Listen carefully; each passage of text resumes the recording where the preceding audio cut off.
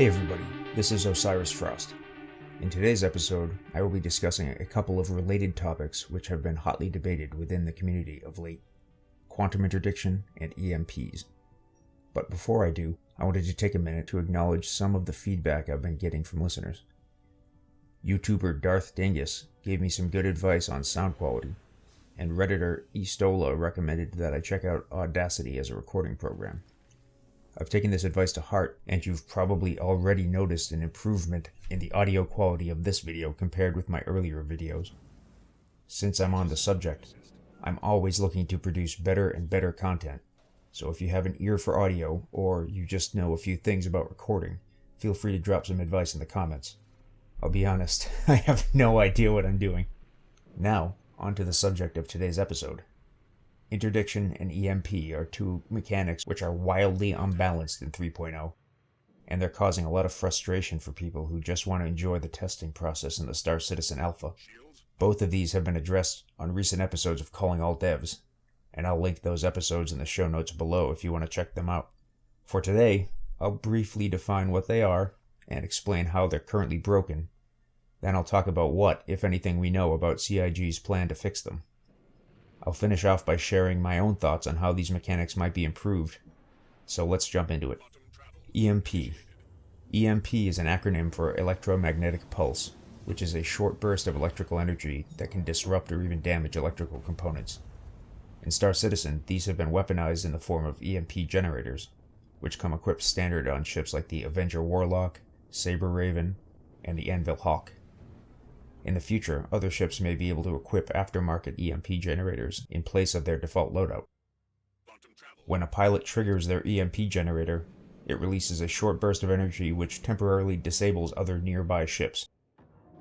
This should be a fine way to engage in combat in Star Citizen once balance is achieved, but currently it is very overpowered for a few reasons.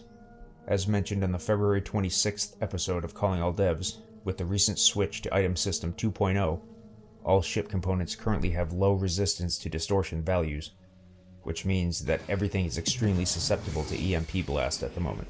This is exacerbated by the fact that recharge times on EMP generators are currently very low as well. Taken together, these facts mean that it is very easy for an EMP-capable ship to stun lock you while their allies light you up with conventional weaponry, and there's nothing you can do about it. CIG is aware of this issue, but doesn't currently have an announced plan for tuning it in the short term, so right now there's no reason not to EMP spam if you own a ship capable of doing so. I don't want to completely nerf EMPs, and I don't think CIG would have to if they do something like the following. First, give players the ability to customize their ship loadouts with EMP-hardened components. This could allow you to configure your fighter as an EMP hunter-killer, so to speak. In addition to that, dial down the overall damage and recharge times of EMPs. These two things together would go a long way toward reducing the prevalence of EMP spam in Arena Commander and the PU, as they would dramatically reduce the incentives that cause most players to gravitate toward this playstyle. Quantum Interdiction. Quantum Interdiction was discussed on the March 12th edition of Calling All Devs. In that episode, they clarified that there will eventually be two types of interdiction in Star Citizen. The first type is used to pull you out of quantum travel. This is done by a powered field generator, which essentially creates a giant space bubble that inhibits quantum fields. This is the type which is currently already in-game. No doubt you're familiar with the experience of trying to QT somewhere, only to have your screen start shaking, and the next thing you know, you're out of quantum and facing the advocacy. Currently, you can just QT again if this happens to you, even if it happens several times in a row, like it often does in 3.0. Although, as far as I understand it, this effect will eventually be tied to a physical field generator, and so you will either have to fly out of the bubble at regular speed, or find and destroy the generator before you can jump back to quantum travel again. The second type of quantum interdiction is keeping a ship from quantum traveling in the first place. The way this works is, when you have a ship trying to quantum travel, there is a slow spool up of their quantum drive. If that ship takes damage, then the progress of that spool up takes a hit as well.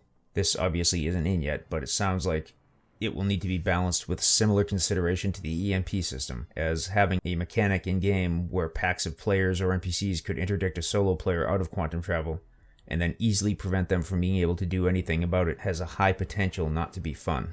I would like to see this develop into a thing where shield balance and distribution could go a long way toward mitigating incoming damage to the quantum drive spool. It would reward good shield management skills and give an important responsibility to whichever crew member has the shield operator duties. Quantum Interdiction will be a worthwhile mechanic once it's balanced, as it can create emergent gameplay scenarios around UEE checkpoints or pirate ambushes. These will eventually add an element of excitement to otherwise routine space travel, but currently the system is extremely tedious. It seems like every time I fly from Port Olisar to Yela, I have to spam the QT button through multiple consecutive ambushes. It's also important to remember that this won't be confined to common travel lanes. CIG have stated in the past that they will have a procedural generated random encounter system to give players something to do potentially anywhere in the verse. This means that even if you take the time to creatively navigate from point A to point B, you will still be at risk of a randomly generated interdiction encounter. I question how immersive it is if you're a super diligent smuggler taking the long way around to avoid being seen, and then all of a sudden you're being pulled out of Quantum by an advocacy checkpoint. But I acknowledge that plenty of players are in favor of random encounters. In the future, players will have access to these technologies as well, meaning that you can set up your own bubbles and ambush unsuspecting travelers. But be careful what you catch. If you drop a combat fleet out of Quantum, it could be you who is racing to escape the bubble before you get blasted. Obviously, CIG has a long way to go toward polishing these systems. I'd like to revisit these topics in the future when there is appreciable change. Also, I'd like to hear what you think about interdiction and EMPs. Do you have a unique idea that would improve the current system? Let me know in the comments below. Well, that's all for today's show. Thanks for watching.